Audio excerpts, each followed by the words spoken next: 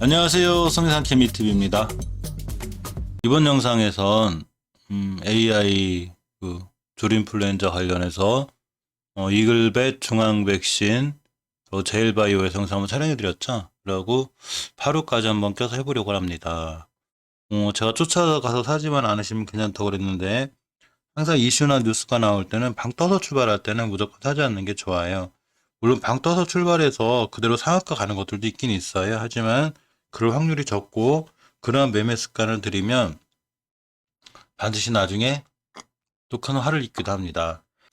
또한 그러한 거래가 몇 번 성공했다고 그래서 그러한 매매 습관을 갖게 되면 참 힘들어져서 안 되는 거고요. 주말에 뜬 AI 조류인플루엔자 관련해서 오늘 주식들이 전부 다 고점에 출발했어요. 이글벳도 이렇게 높게 출발하고 시가가 거의 16%대. 그리고 파루도 이렇게 보시면 시가가 19%대. 그리고 제일바이오도 시가가 고가죠. 11%대. 중앙백신도 고가가 6%, 3%, 시가 3%, 고가 6%, 종가는 1.12%에 마감을 하였습니다. 근데 여기서 우리가 주의해서 보여야 될 게 있어요. 바로 거래량과 추세입니다. 과연 이렇게 됐을 때 이 주식 나쁜가 좋은 주식인가 나한테 수익을 안겨줄 것인가에 대한 거는 차트를 정확히 냉철하게 해석하면 좋게 볼 수가 있어요. 하나하나 이제 집중적으로 한번 볼게요. 먼저 8호를 볼게요. 대장주 역할을 많이 하죠. 이렇게 8호를 보면 사실 일봉에서의 변곡점을 다 깨고 내려왔어요. 첫 번째 이 지정선, 지지선 깨고 내려왔습니다. 이 지선을 깨면 안 되는데 이 지선을 깨고 다시 내려왔고요. 이렇게 황금선을 지켜주고 있습니다. 저점이 황금선 근처였죠. 이렇게. 자, 이 친구들의 공통점이 하나가 있어요. 바로 주봉입니다. 주봉에서 보시면 저는 5주선의 이탈을 추세 확증으로 보는데 이런 친구들이 이렇게 5주선을 잘 지켜줬어요. 오늘 꼬리가 5주선이라는 얘기예요. 또 하나 10주선까지의 거리가 굉장히 가깝기 때문에 10주선까지의 거리도 양보할 만합니다. 당연히 10선 깨면 손절이에요. 이 쫓아가지 않은 이제 신규 매수할 경우에 제가 이제 말씀드리는 거고요. 월봉에서 보면 추세는 잘 유지하고 있으면서 오늘 월 말에 5개월선을 이탈하지 않았습니다. 즉 추세가 대세 하락으로 꺾이지 않았다는 얘기예요. 주봉에서 보시면 5주선을 잘 지키고 있고 이렇게 이제 정배열이 시작되는 이렇게 5주선이 꺾일 뻔했죠. 그랬다 이렇게 돌아 나가는 이런 모습이에요. 일봉에서 보시면 이렇게 황금위선을 잘 지켜주는 게 중요한데 이 얘기는 내일 만약에 황금선을 이탈하지 않고 이쪽에서 십자 도지형이나 이쁜 모양으로 옆으로 양봉으로 돌아가만 주면 좋은 모습을 보일 수 있는데 그 가장 크게 그렇게 생각할 수 있는 이유 중에 하나가 바로 거래량입니다. 물론 거래량이 오늘 엄청 폭발적으로 질리진 않았지만 이 앞에 잔잔하던 거래량을 싹 잡아먹는 거래량이 터졌어요. 이 긴 꼬리 음봉이나 이런 음봉들이 마냥 나쁜 건 아니고요. 이게 어느 때 어떤 지점에 나타나냐에 따라 틀려요. 고점에서 이렇게 나타나면 당연히 안 좋죠. 하지만 이 친구는 황금선에서 첫 번째입니다. 이렇게 황금선에서 첫 번째 있을 때는 이렇게 보시면 나빠 보이죠? 황금선 첫 번째. 그렇지만 결과는 어떻게 됐냐면 이렇게 됐습니다.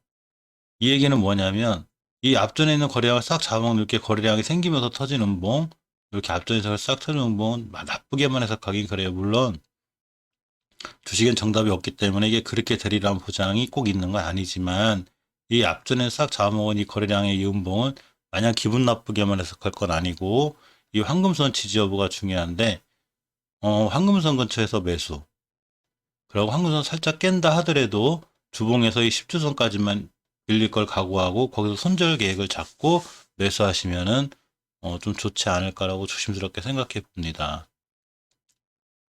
이 8호뿐만이 아니고 오늘 대체적으로 이 동물 백신 관련주가 다 그랬어요.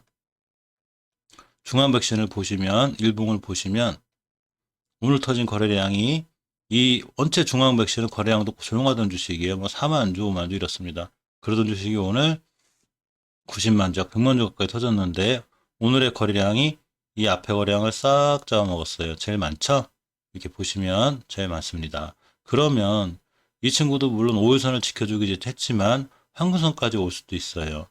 그래서 월봉을 보시면 되는데 월봉이 박스권에서 5개월 선을 오늘 월 말에 지켜주고 이탈하지 않았습니다. 주봉을 보시면 이렇게 잔잔하게 옆으로 가고 있는데 여기서 여기까지 박스권에 갇혀 있을 뿐이에요. 따라서 크게 뭐 저기 한 건 아니고요. 고점에 쫓아서 사지만 않았다면 이 친구 역시 5주선과 10주선, 이 황금주선까지 여기 깔끔하게 모여있는 이 자리를 잘 지키고 있는 것 뿐이에요. 그러니까 내일 같은 날 만약에 일봉에서 요 5일선 근처 또는 요 근처에서만 매수를 해주고 황금선만 이탈하지 않으면 또 한 번에 시세를 줄 확률이 있는 겁니다. 그리고 물론 이 생각이 틀려서 황금선 깨면 손절 치면 그만이니까 굉장히 손실폭도 작게 돼요. 즉 손절의 계획을 잡고 들어가는 우리 입장에서 보면 손실은 작게 볼 수 있고 확률적으로는 크게 먹을 수 있는 그런 자리가 됩니다. 또 하나가 다 같은 패턴들인데 제일바이오예요. 제일바이오도 마찬가지로 이 지지선을 깨야 되지 않을 지지선이 하나가 있어요. 바로 이 자리예요. 여기를 깨면 안 되는데 오늘 여기를 최대한 붙여놨습니다. 이렇게. 그러면 이 친구의 거래량을 보면 이 앞에 찬찬하던 거래량을 역시 싹 잡아먹은 하루예요. 월봉에서 보시면 이렇게 5개월선 이탈을 하지 않았어요. 잘 지켜주고 있죠. 그러면서 추세가 우상향으로 아직은 잘 유지가 되고 있습니다. 주봉에서 보시면 역시나 5주선 이탈을 하면 안 되는데 이 친구 5주선 이탈을 하지 않고 이격이 모인 상태에서 깔끔하게 잘 지켜주고 있어요. 즉 오늘 같은 날 일본 고점에서만 물리지 않았다면 우리에게는 좋은 매수 타이밍이 되기도 합니다. 유일하게 제일바이오는 이 조금 지저분한 꼬리들이 있어요.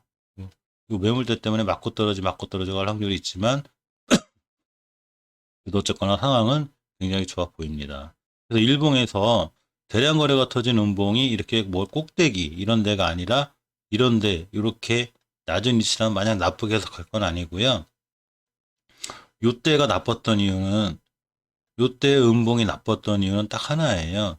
이 지지선이 요때 상황을 보면 가장 중요한 지지선을 깼죠. 이렇게 보시면 이 친구는 이 자리를 깨면 안 돼요. 이 자리가 박스권이 되는데 이 박스권 하단 밑으로 들어오게 되면 주식이 굉장히 위험해져요. 이렇게가 되죠. 근데 이 종가는 저 박스권 하단을 이탈한 종가이기 때문에 당연히 이 거래량이 실려 있어도 안 좋아지는 음봉 이렇게 됩니다. 그러니까 이런 결과를 맞이한 거고요. 오늘의 음봉은 이 떨어지는 자리가 이 박스권 위에서 끝나 있기 때문에 절대 기분 나쁜 음봉이 아니에요. 그렇지만 당연히 주식은 이제 어떻게 될지 모르니까 계획을 잡는 거예요. 아, 난 이렇게 하겠다. 요 중요한 자리가 요 자리인데 요 자리 근처에서 매수. 이 거래량을 믿고 매수. 돌아 나가면 홀딩. 그리고 깨면 손절. 손절의 라인이 2, 3%밖에 안 돼요. 굉장히 작아요.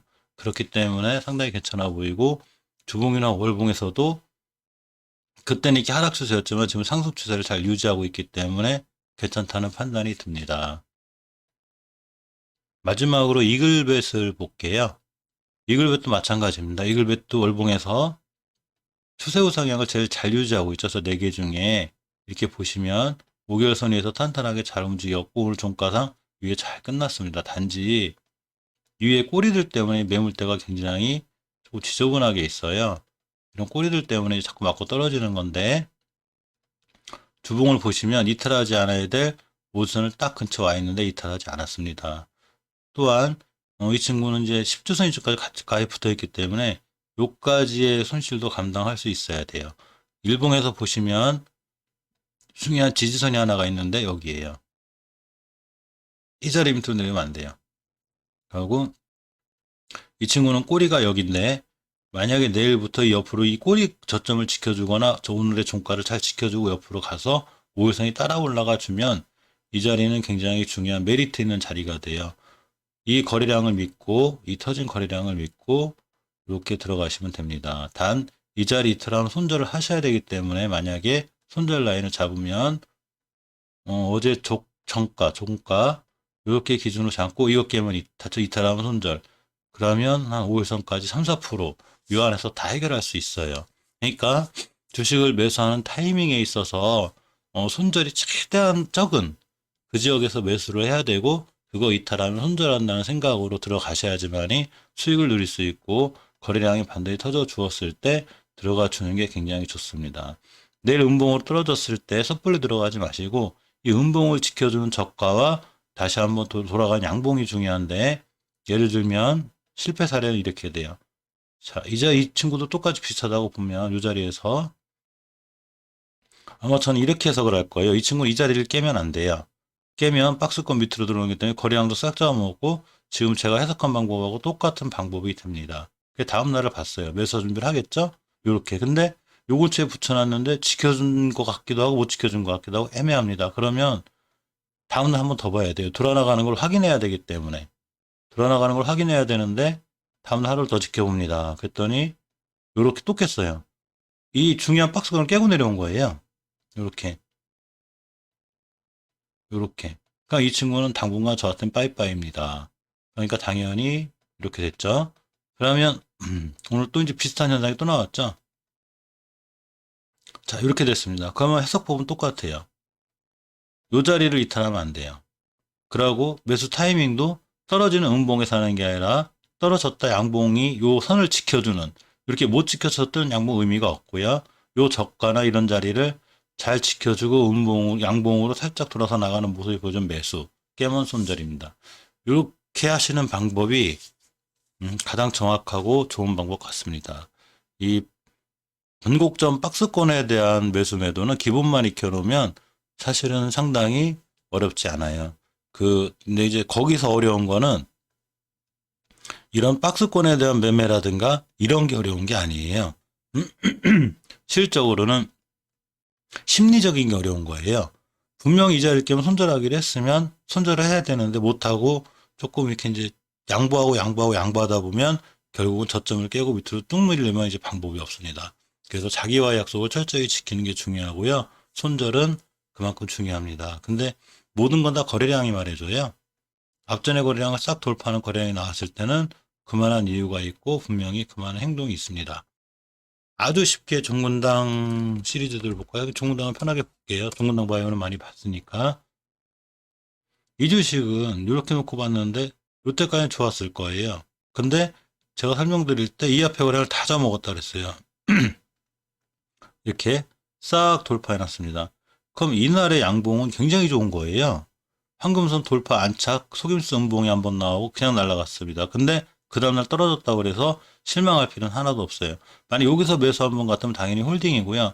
쫓아가 잡으신 분들이 문제인 거지 절대 이 주식이 나쁜 건 아니에요. 이 거래량 때문에 그래요. 이 모든 앞전의 거래량을 다 돌파했기 때문이죠. 두 번째 기다립니다.